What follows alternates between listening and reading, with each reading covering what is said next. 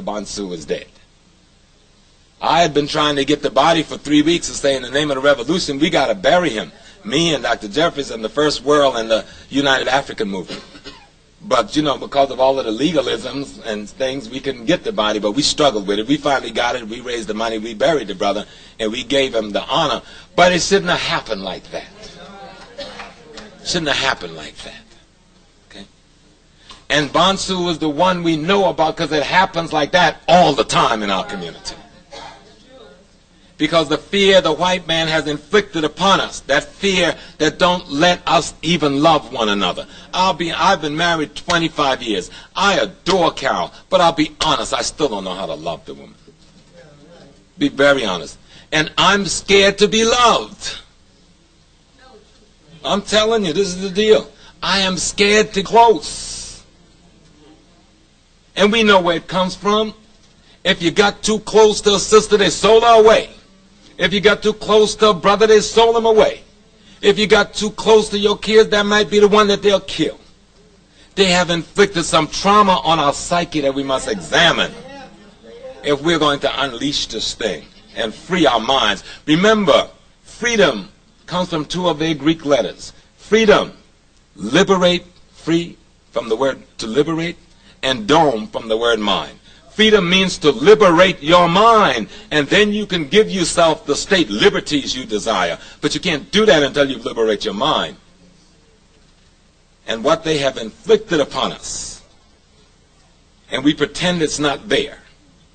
So we say, yeah, we down with Africa. But we rationalize his interpretation of spirituality that was used throughout his history as a rationalization and a justification for his genocide, and say, well, we're going to transform the church with our Africanness. You ain't going to do it because you haven't done it to this point.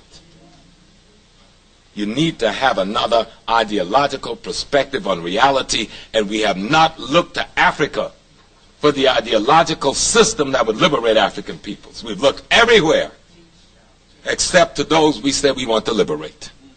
We said, oh, we've been around millions of years. We said we've been the first this, we started this, we did this. But yet, when we want to look for a philosophical perspective, when we want to look for an ideological concept, when we want to look for a model for the family, when we want to look for a model for the male personality, when we want to look for the model for the female personality, we don't look to the people who we say we want to liberate, nor to those we call the great and reverend ancestors. Why? Let me tell you a secret. You're not going to liberate me or any other African until you look to me for my motive force. That culture. Culture means to cultivate the best your ancestors has produced. And unless you find out what the ancestral best was on all of the pertinent question of liberation, you cannot create a culture of liberation that's going to free African people. Y'all understand that?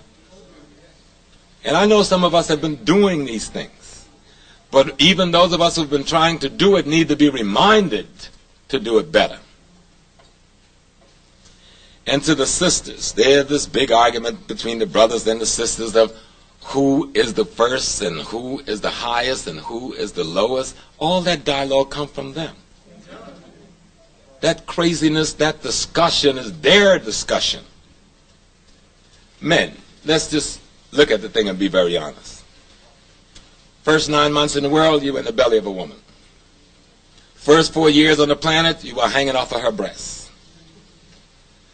The next 5 years, you were depending on her to feed you, wash your butt, change your clothes, and do all those other things. You didn't want to be out of her sight without going into a panic. From that point on, we've been trying to get back on the breast again and back in the womb again. Let's be honest now.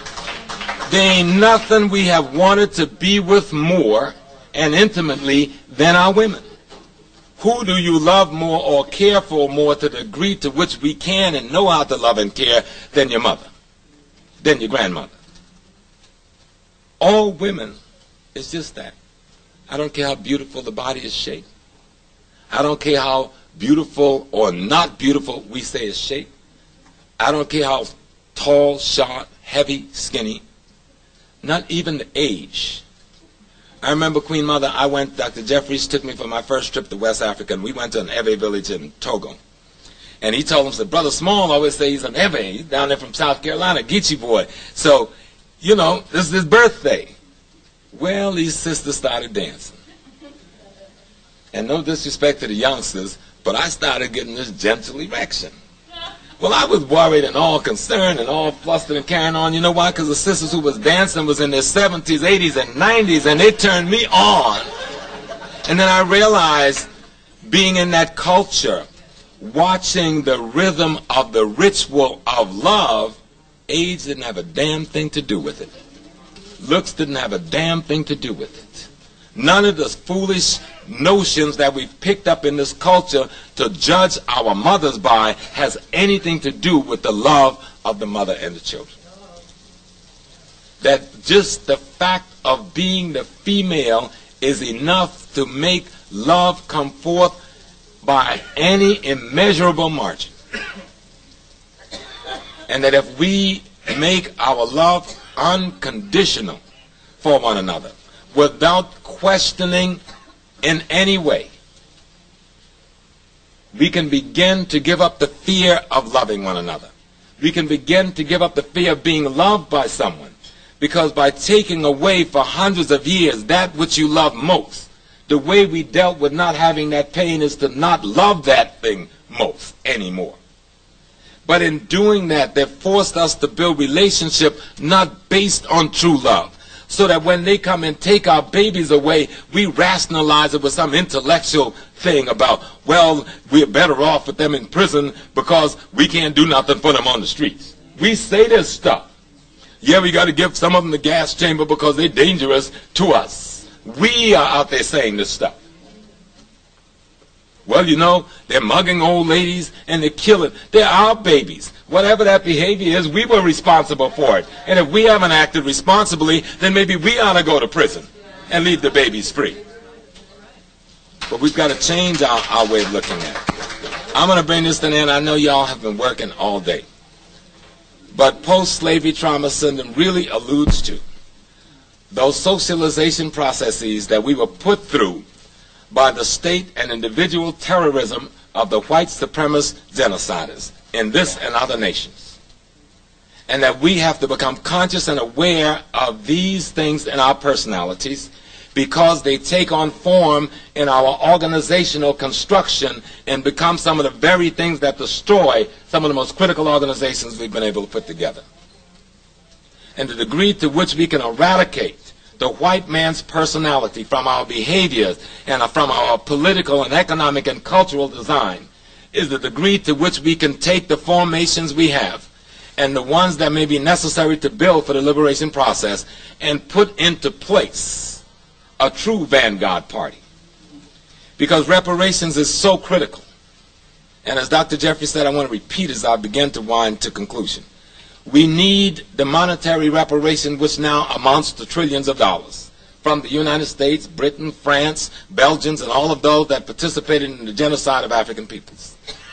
We need critically to begin to define what body will begin to be the ones that will be the recipient to manage that money. Because it can't come to individuals. It's got to be a trust fund for the people. And we should be very clear that no organization that was not founded by Africans, who were ideologically in the direction that we want them to be, no organization that is not populated and headed by Africans and rooted in the kind of politics that we look forward to in the future in terms of our new state designs, should be allowed to be a part of that deliberation. Now, we know there's some things I can't say in the public, but we are the only community that do not have what I call white corpuscles. You know what white corpuscles do?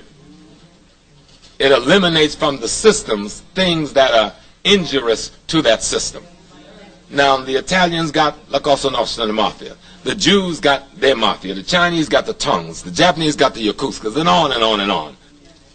Except they are what we call petty bourgeois, out-of-control classes institution.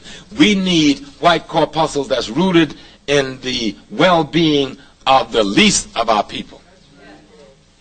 Because we can't make it without that. And no way we can make it without that. Now let them unravel that their way.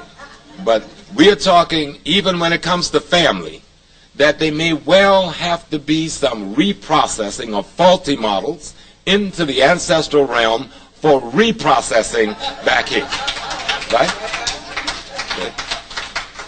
But as we think on this reparations question, you know, Malcolm said it and others said it before Malcolm. Land is the basis of all revolution. So we cannot just talk reparations in terms of capital or monetary terms. We've got to talk about land in two contexts. Land in the Western Hemisphere, especially in North America, because we've earned that right, and most of us